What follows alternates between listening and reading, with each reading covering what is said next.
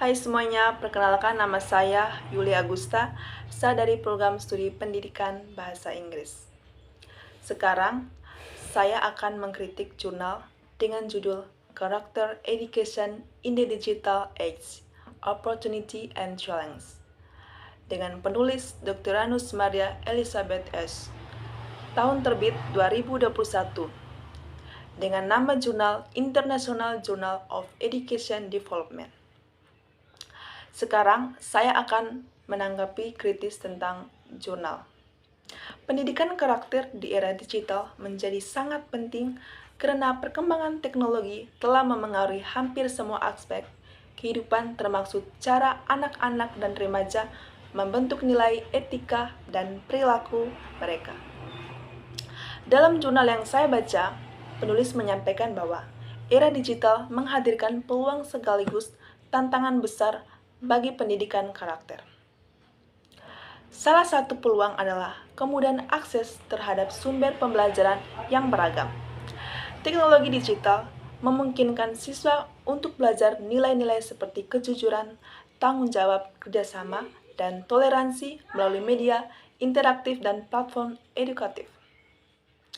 Namun penulis juga mengingatkan bahwa tantangan utama di era digital adalah derasnya informasi yang tidak terfilter serta potensi paparan terhadap konten negatif seperti kekerasan hoaks dan perilaku tidak etis di media sosial.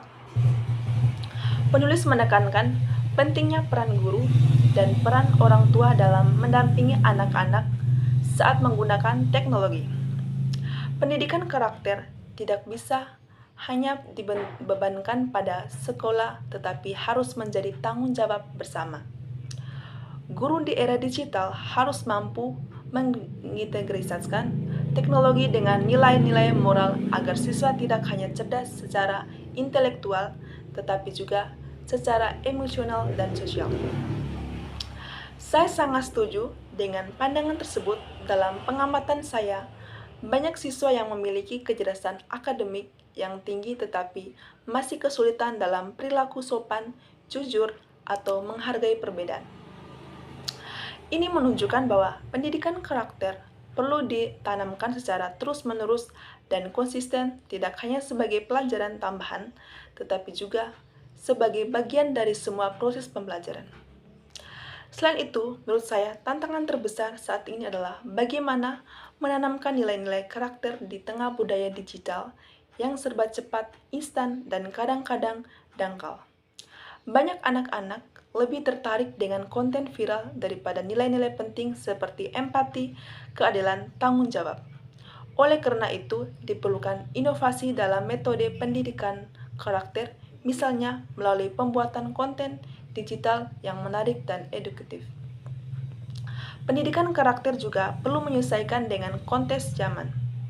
Nilai-nilai seperti literasi digital, kesadaran privasi, etika dalam menggunakan media sosial, dan kemampuan berpikir kritis terhadap informasi harus menjadi bagian dari pendidikan karakter modern.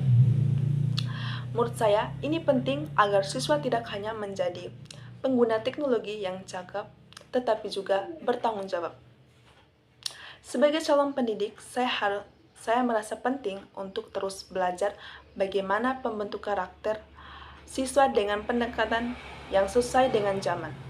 Kita tidak bisa kembali dengan cara-cara sepenuh, tetapi juga tidak boleh membiarkan teknologi mengambil alih-alih peran pendidikan. Kolaborasi antara manusia dan teknologi harus diarahkan untuk memperkuatkan nilai-nilai kemanusiaan. Yang terakhir, saya akan menyimpulkan tentang pendidikan karakter di era digital. Menurut saya harus adaptif, kreatif, dan kolaboratif.